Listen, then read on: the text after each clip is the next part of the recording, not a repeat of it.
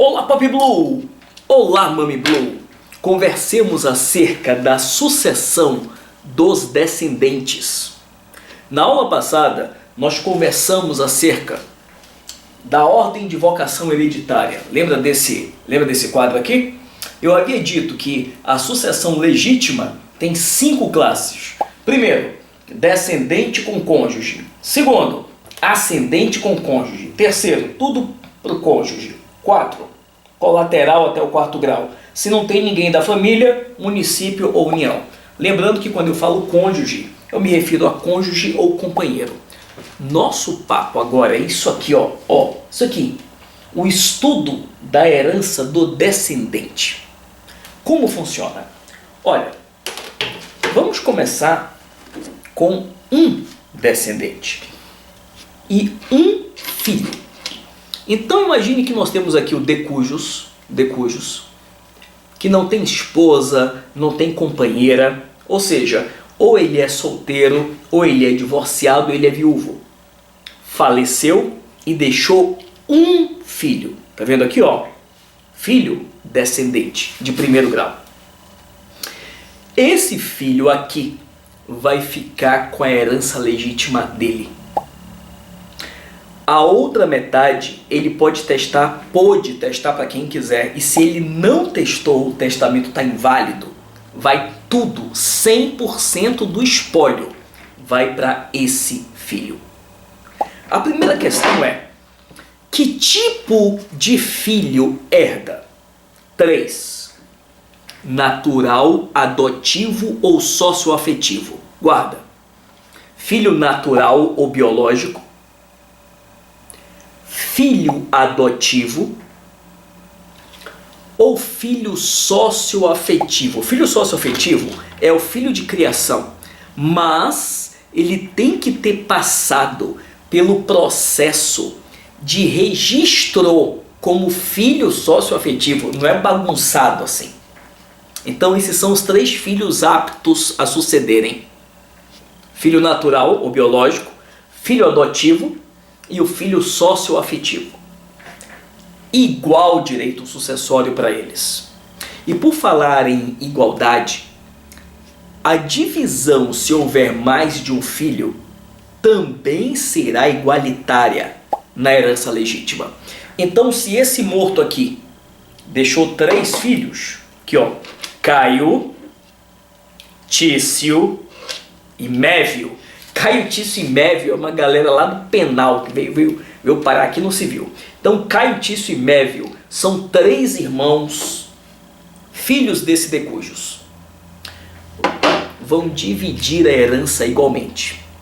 Se por um acaso esse decujus gostava mais do Caio, o que ele teria que ter feito para melhor, mais, aquinhoar? Essa palavra é bonita, hein? Aquinhoar o Carlos. Deveria ter testado aquela metade disponível para ele. Porque aí a parte legítima seria dividida e o Caio, além de ficar com 1/3 da legítima, teria ficado com toda aquela parte testamentária. Se não aconteceu, tudo vai ser dividido entre os 3. Bom, já sabemos qual tipo de filho herda: filho natural, filho adotivo e socioafetivo. A questão é: em que momento esse filho está apto a suceder? Nosso código diz o seguinte: se legitima a suceder os filhos que no momento da morte, quando o nosso decujus morrer, quer dizer, decujus morrer não, né? Quando João virar decujus, esse filho dele já tem que estar ou nascido ou pelo menos concebido. Então imagina que ele morreu e deixou uma mulher, grávida dele, tá? Essa mulher não é esposa, não é companheira, nada. Deu um rolo ali, pá, ela engravidou. Aqui. Ele morre. Essa mulher ainda não teve o filho do decujus. Quando nascer esse bebê, que nasceu o bebê, ele já nasce herdeiro. Por quê? Porque no momento da morte, quando o decujus, quando João morreu, já estava concebido. Ela já estava gestante. Agora, atenção. Se acaso o bebê for natimorto, se ele não nascer com vida, passa para os outros irmãos a parte dele. O nome disso é direito de acrescer. Então imagine, olha, tinha a mulher grávida, mas já tinha 2 irmãos aqui, ó. Então esse decúgio deixou 2 filhos nascidos e um nascituro, né? Nascituro é o ente humano já concebido e ainda não nascido. Se por um acaso esse bebê for natimorto, se ele não nascer com vida, o terço da herança que seria dele vai acrescer a esses 2, ou seja, a herança será dividida em 2 filhos, não em 3. Agora atenção, se essa criança nascer, respirar com força própria e morrer, nesse caso, por um segundo que seja, ele foi herdeiro, ele vai receber o patrimônio e a parte dele vai para os herdeiros dele. Ele tem descendente? Não. Cônjuge? Menos, né? Bebê. Quem é o próximo herdeiro dele na linha de sucessão? A mãe. A mãe. Então, nesse caso aqui, ó, morreu João, deixou uma mulher grávida. Se por um acaso esse bebê morrer antes de nascer com vida, vai para a próxima classe, vai para os irmãos. Mas se por um acaso esse bebê nascer e morrer, a parte vai para essa mulher aqui, vai para a mãe do bebê.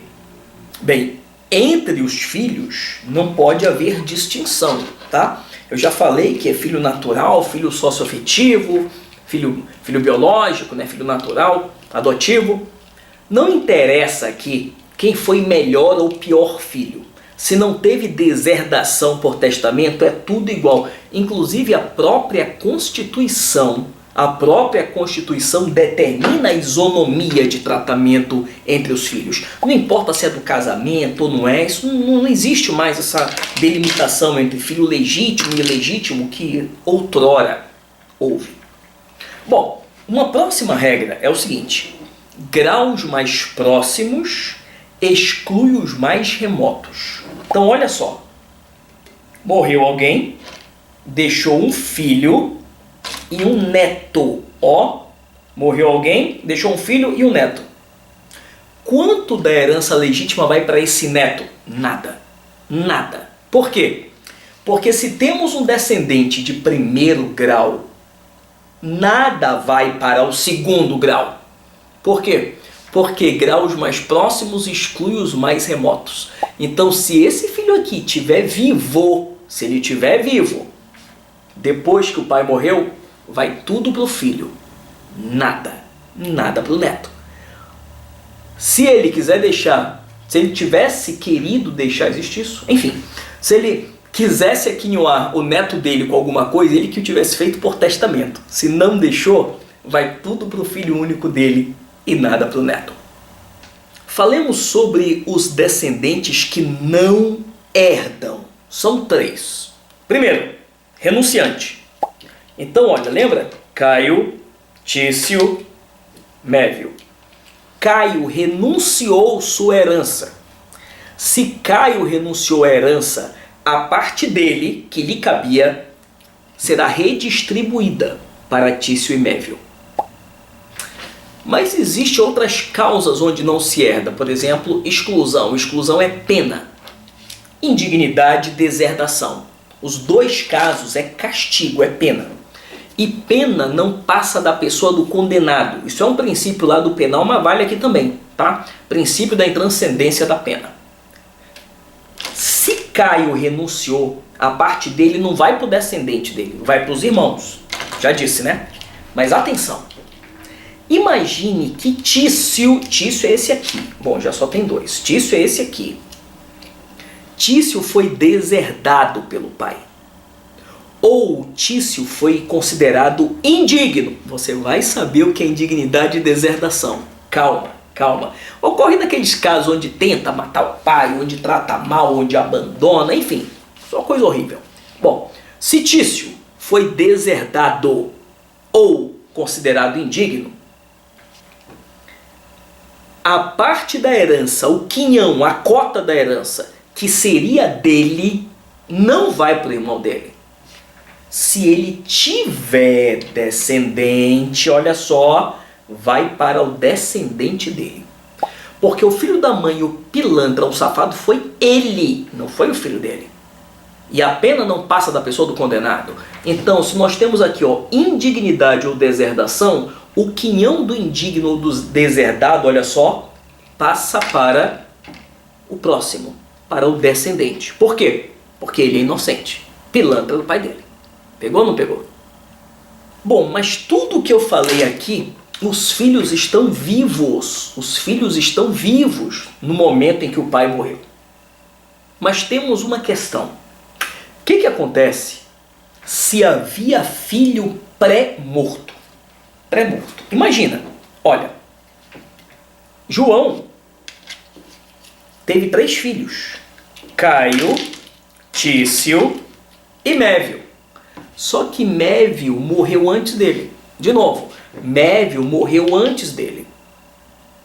Mévio, tá aqui, ó, já morreu antes dele, será chamado pré-morto. Pré-morto. E quando nós temos descendente pré-morto, algo vai acontecer chamado representação. É o próximo vídeo. Então, só para não ficar muito aleatório, tá? O descendente vai subir e vai herdar no lugar do pai, mas eu vou explicar isso melhor no próximo vídeo. Nós ainda estamos em sucessão de descendente. No próximo vídeo, nossa conversa é direito de representação. O que significa herdar por cabeça ou herdar por estirpe? Palavra bonita, né? Vamos ao próximo vídeo? É isso.